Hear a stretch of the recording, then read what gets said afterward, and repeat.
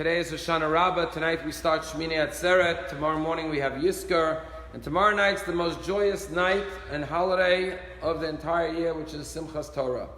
Now you know the whole world is focused on the Supreme Court of the United States.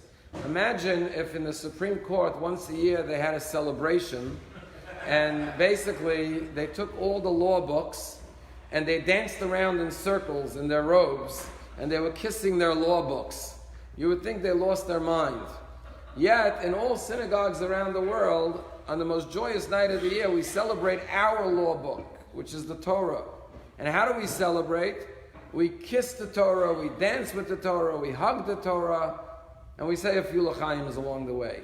And the question is, what kind of a celebration is this?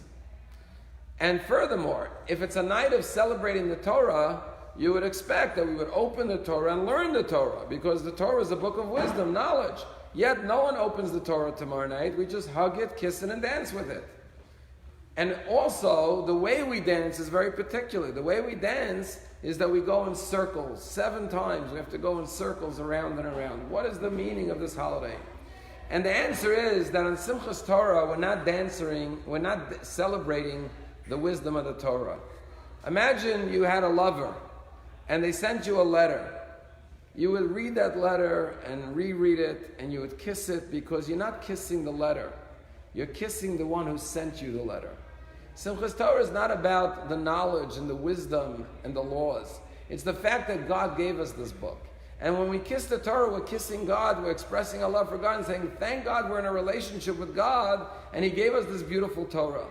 And that's why we don't open the Torah. We just dance around in circles with the Torah closed. Because if we open the Torah, there'll be a difference between a knowledgeable Jew and a not such knowledgeable Jew.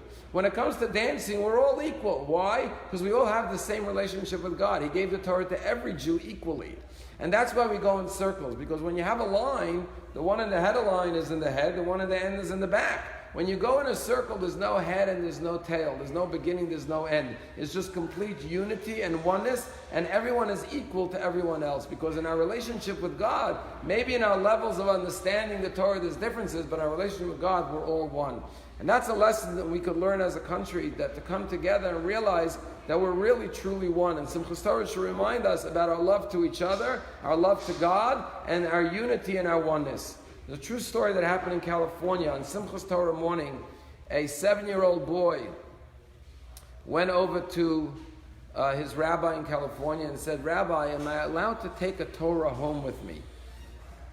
And the rabbi said, why do you want to take the Torah home? And the boy said, because my mother is very sick. His mother had been diagnosed with cancer and she was going through treatments. And she couldn't come to shul that day. She was home with an IV drip, going through chemotherapy and recovering. And he said, I would love to bring the Torah to my mother. To be able to, she comes every year with us to shul on Simchat Torah, but this year she couldn't come. I would like to bring the Torah to him. And the rabbi said, of course we can do that. And after that kafod on the morning of Simchat Torah, the rabbi announced, we're all going to go to this woman's house, to this family. The woman had gotten up in the morning, dressed her kids, sent them off to shul with kisses and hugs. But sadly, she wouldn't be there to watch her kids celebrate. And she was sitting on her couch with her IV drip, and suddenly she hears singing. She looks out the front window, she sees the whole community coming down the street, coming onto the front lawn, and then they all came into the house, and she started to sing and clap as the whole community and her children danced around her with the Torah. She said she closed her eyes and she felt like the angels were dancing and singing. And that's what the Torah does. The Torah elevates us to bring out our better angels, our more noble selves, our more spiritual and sublime selves. And when we celebrate with the Torah, we have to remember we're not just celebrating a book of knowledge and wisdom. We're celebrating our relationship with God, our relationship with each other, and our ability to summon our higher angels within ourselves to reach our most righteous and our most loving and our most unified state of being. May it be a joyous celebration for each and every one of us.